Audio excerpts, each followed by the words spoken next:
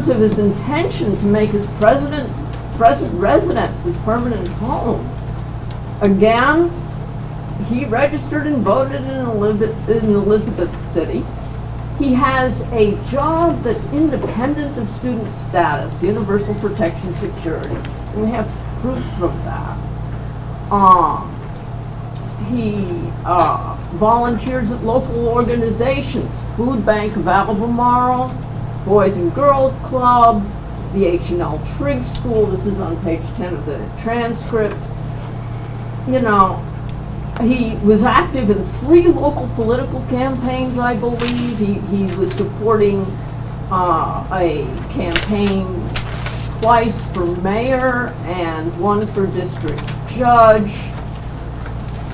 How much more skin in the game can you have? I wish all of our people were this involved in the community. I think he has absolutely shown he's a resident there. We need to look at the totality of the circumstances and everything that's been produced here in the record and today. And I would just like to let you all know this hearing is a serious matter, and what the folks do at the county levels when they have a hearing, it should be taken seriously. Candidate challenges are, again, extremely serious, and the testimony, in my judgment, reflected flippancy and a lack of respect for the local Board of Elections. And I just would say that cooperation and respect are due to those folks. They are volunteers in most counties. I know folks do not get paid for this service. And I just would expect Mr. King, council, and all petitioners going forward that you would show respect to your county boards. This case, in the specific facts of this case, are extremely difficult to apply to the applicable law. I think there's a lot of different case law going on, and the specific facts of this case are you know, they present a lot of troubling things on both sides. And I think it's going to be interesting to see how the board rules on this. I think I'm ready to vote, and I did want to say that Mr. King's right to vote has never been challenged. I am troubled by the order. I'm troubled by the testimony that I heard today from the chairman, to be very direct. I am troubled when I look at the order and I look at the rationale for the order. In your own words, Ms. Godfrey and the other board member, that just doesn't match up with what the law requires. I'm ready to vote as well. I have concerns about the order as well.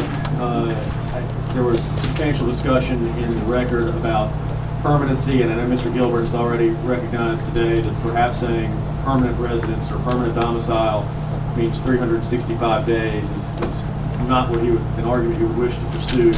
I think that is certainly contrary to the law. I am also concerned about an analogy that was repeatedly made in a fair and true analogy. While this is a student challenge, the housing of students is not dissimilar to those of the military.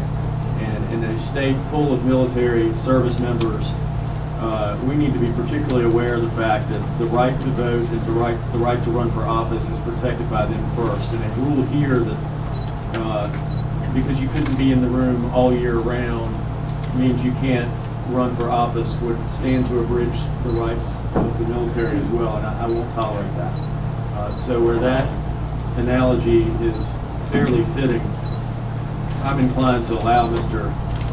King to run because it would appear that under a de novo review of the whole record, which is the standard we are supposed to apply, he has carried his burden to prove that he had the intent to embed himself in the 4th Ward of Elizabeth City and is a valid candidate there. Mr. Malcolm, do I hear a motion to reverse the order of August 20, 2013 of the Pasquotank County Board of Elections and to allow Mr. King to run for office? I make that as a formal motion to. Is there a second? Second. All those in favor say aye. Aye. All those opposed? That's unanimous decision. Mr. King, good luck with your race.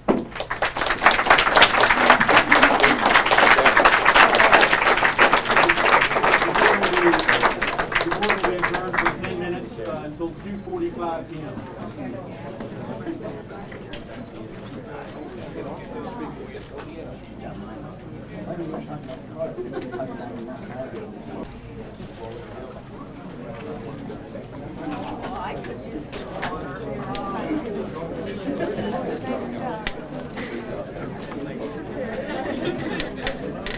Justice has prevailed.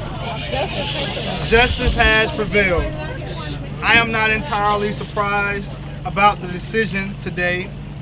We knew we were on the right side of the law and the Constitution the whole time.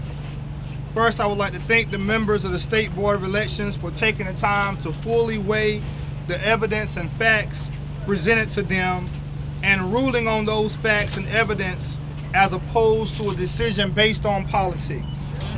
I also want to especially thank Dr. Barber and the state chapter of the NAACP, the Youth and College Division, Bob Hall, Democracy North Carolina, my mentor, Mr. Keith Rivers, and my supporters from all across the state, including those who traveled with me today. That's right.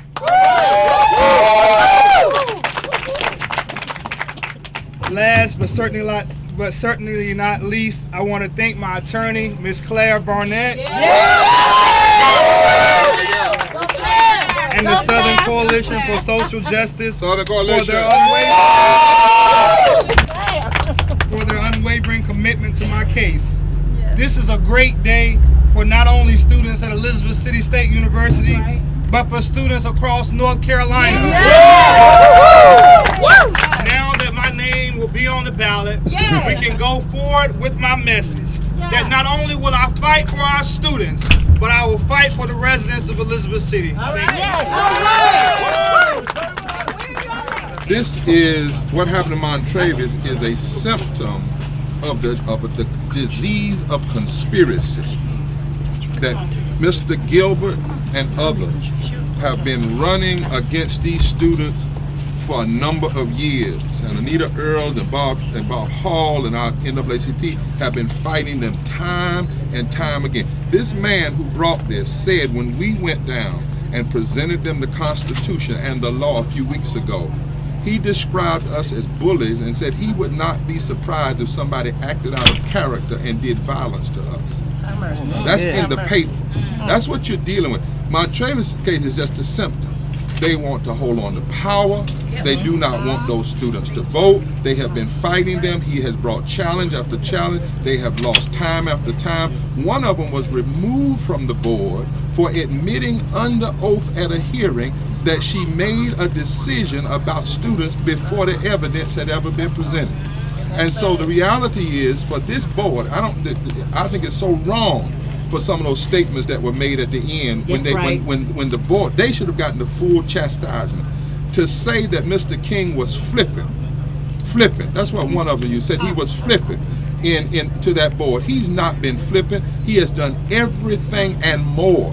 This reminds us of having to count the bars in the bubbles in the bar of soap. This reminds us of a black person having to recite from memory the preamble of the Constitution to somebody who couldn't even read. Mr. King knew the law. The board member didn't even know the law. They had to admit they didn't know the law, and that they chose to believe the subjective statement of someone else other than the law. Lastly, and I wrote that this is reminiscent of Jim Crow. This is a crime against democracy. This case should have never come. They were told the law. He should have never been brought. He shouldn't have never been challenged to start with. So we're not going to allow this good man. That's right. If anybody wants to take heat, to send the heat this way. We want him to stake the high road and stay focused on this. And for Mr. Foley, I think that's his name, to say this case was difficult, that's just a damn shame. I'm upset. I'm bothered by this. To say this, it ain't difficult. He's a resident, and if you're a resident and you've been voting and you're a registered voter, you have a right to run. Ain't nothing difficult about that, unless you don't want to listen to what the law says, unless you have an agenda to disenfranchise the students on that campus. Isn't it amazing that the students on Elizabeth City's campus have been challenged and never the ones at Roanoke Bible College, which were down the white. We need to be clear about what this is. And we need to be clear about what these local boards are up to. They are trying to disenfranchise students because they do not tend to vote with these narrow agendas. The governor should call them off. He appointed them. He should call them off. They should be removed for even bringing this case and not knowing the law and not listening to the law. To try to say that these students don't have residency, it is a crime against democracy. And that's why the Youth and College Division and these other students are marching on the governor's mansion in September. And you know, John, last thing I say, Mita, y'all have never heard me in the years I've been president curse on camera, but this is a damn shame. We're not going to allow Montravias doesn't have to prove anything else. He doesn't need to say anything else. He doesn't need to respond to that craziness about. Let us do that. Montravias, you go on and run for city council. Then run for state senate. Then run for governor. Then run for president. How do you feel, Montravias? I'm elated. I'm really elated. And I just thank God because throughout this entire process, it has really brought me close to God. Never would I have thought that when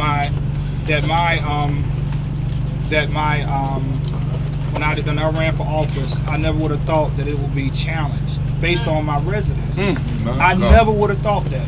I never would have thought that I would have ended up on Rachel Maddow's show on MSNBC.